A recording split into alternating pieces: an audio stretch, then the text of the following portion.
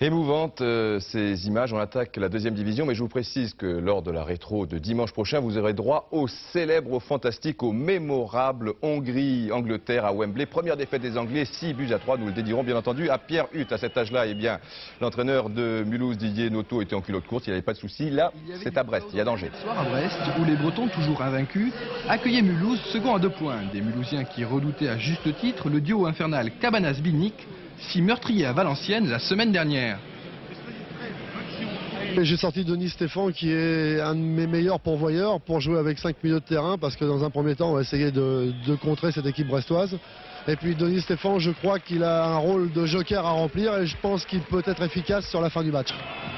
Une tactique bien définie de la part des Mulhousiens et un début de match avec 2 équipes qui se craignent énormément et se neutralisent complètement au milieu de terrain.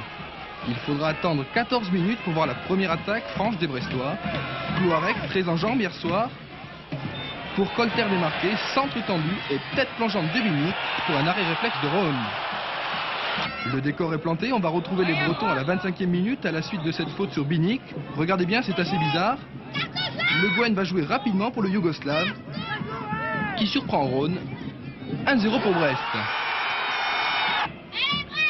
Mulhouse, emmené par un super Keller, va tenter de réagir sur ce coup franc et cette belle reprise de Neveu au deuxième poteau.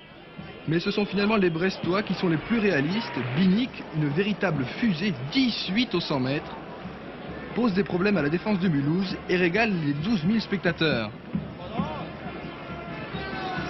Il va ouvrir pour Clouarec, démarqué sur le côté gauche, qui trompe le gardien mulhousien. 2-0 pour les Bretons.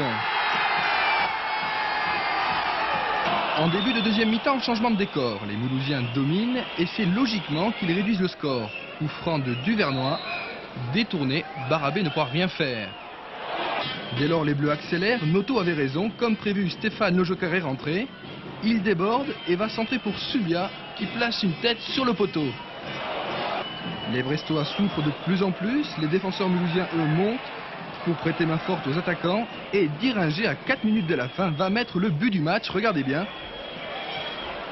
C'est magnifique et ça permet aux Mulhousiens d'égaliser. On pense alors que la partie est finie. Cet excellent match nul semble logique, mais à 2 minutes de la fin, suite à ce corner et un tir de Coiffier, c'est Cabanas qui donne la victoire à Brest. Et Keller, lui, semble bien malheureux. Si, on est très déçus puisque bon, on perdait 2-0, on est bien revenu à 2 partout et à 2 minutes de la fin, on prend le 3e but, c'est dur ce soir.